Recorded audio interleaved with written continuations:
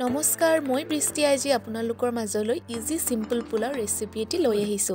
ৰেচিপিটি হেকলকে চাব বুলি আশা কৰিলো আৰু দেখিয়ে গম পাইছে খুব ধুনিয়া হৈছিল এইবিধ পোলাও একেবাৰে সহজ পদ্ধতিত বনাব পৰা তাকে আপোনালোকৰ মাজত শেয়াৰ কৰিছো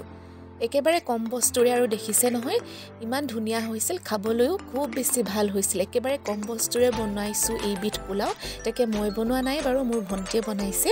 আৰু ভাল হৈছিল বাবে আপোনালোকৰ মাজত শেয়াৰ কৰিছো এনেকেও কম বস্তুৰে পোলাও বনাই খাব পাৰি এয়া দেখিছে এইদিন বতৰ বেয়া ৰাতি আমি গৰমে গৰমে পোলাও আৰু চিকেনৰ মজা ললো বলক আমিনো কেনেকৈ বনালো পোলাও বিধ তাকে আপোনালোকক দেখাও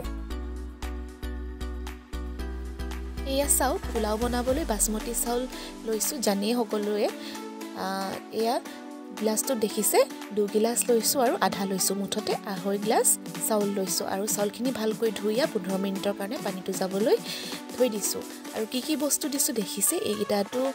দিয়েই সকলোৱে পোলাওত কিসমিস কাজু বাদাম ইলাইচি লং দালচেনি অকনমান সোৱাদ অনুসৰি নিমখ আৰু চেনি লৈছো লগতে তেজপাত এয়া কুকাৰটো পাতি দিলো কুকাৰ এটো ভাত সদায় বনাই খোৱা কুকাৰ আৰু দেখিছে ঘিউ অকনমান আছিল তাতে ৰিফাইন নাই তেনেকৈ আমি বনাই খালো এয়া গুটিখিনি বস্তু দি লৈছো অকনমান रोस्ट কৰি লৈছো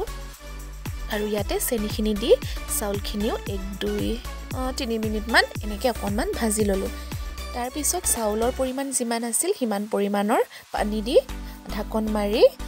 নিমখ অকনমানো দিলো তাৰ পাছত ঢাকন মাৰি দিলো আৰু এটা সিটি মাৰিবলৈ দিলো ইয়া সিটি মৰাৰ পিছত ঠাণ্ডা হোৱাৰ পিছত এয়া দেখিছে ধোঁৱা ওলাই আছে গৰমে গৰমে আপোনালোকক দেখাইছো কিমান যে ধুনিয়া হৈছিল আৰু ইয়া মাংস অকনমান গ্ৰেভিকে বনোৱা হৈছিল আৰু আমি গৰমে গৰমে এনেকে বাঢ়ি খালো